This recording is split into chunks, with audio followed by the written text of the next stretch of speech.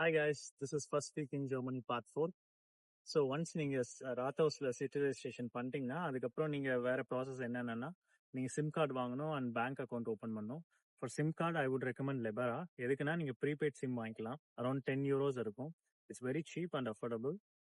நான் actually personally ஒரு mistake பண்ணேன். என்னன்னா வின் சிம் கான்ட்ராக்ட் 24 months வாங்கிட்டேன். நான் சிம் இல்லாமல் 2 weeks இங்கே சர்வைவ் ஆனேன். என்னன்னா நான் சிம் ஆர்டர் பண்ணிட்டேன், but I didn't deliver to the address.